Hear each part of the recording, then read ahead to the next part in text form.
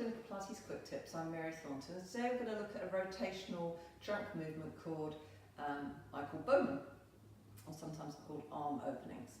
So we're going to lie on our side for this, and if you need to, you might need a pillow for underneath your head, maybe a pillow for between your knees to help keep your pelvis level. So like coming into side lying, placing a pillow under your head, and maybe a pillow between your knees to keep your pelvis level. Palm on top of palm to begin with, knees bent. You're going to take the top hand and draw it back towards your breastbone rib cage and gently open the rib cage towards the sky, and then bring the hand back forwards. Bring the hand, slide it along the lower arm towards the rib cage, just pull the rib cage open and then draw the arm forwards again. If that feels okay, you might want to reach the top hand forwards, then draw it back towards the ribs and back. And each time you just go a little bit further as it feels comfortable.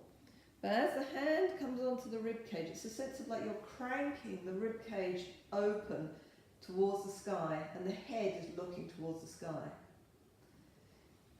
If you feel that this movement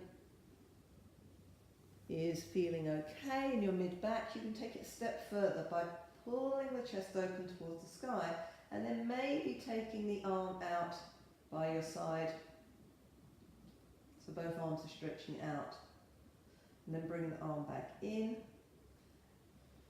and then forwards.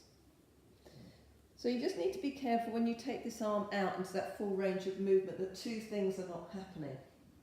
One, the pelvis is not sliding away, top pelvis is not sliding away your bottom pelvis, so you want to keep the pelvis relatively stacked on top of each other, but also be careful of the shoulders. So particularly if you're somebody who's got a lot of movement in your shoulder joint, you want to make sure that the movement is coming from your spine and not from your shoulder joint, because often the spine can be stiff but the shoulder can be mobile, so the shoulder does more movement. So what you don't want to see in the shoulder is this. You don't want to see this shoulder popping up to give you that movement. The shoulder needs to be aligned in its socket to allow this movement to be coming from your back.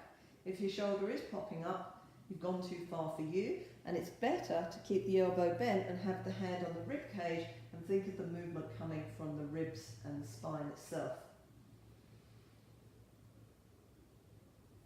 And then go to the other side.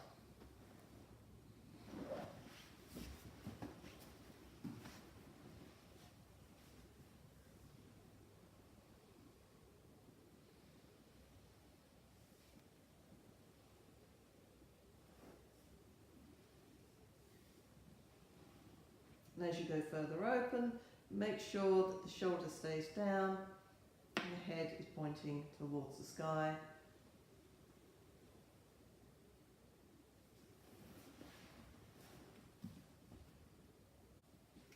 So that was a spinal rotational movement, focusing on rotating in your upper back.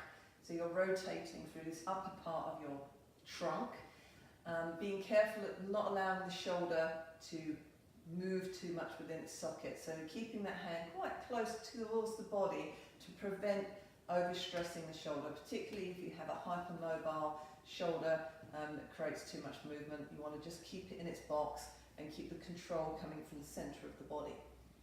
Remember, the movement shouldn't be painful. If it creates any pain in the lower back, in the neck, then you need to stop and check to make sure this exercise is right for you. So I hope that's helped. Let me know, and I'll see you again soon. Thank you for watching.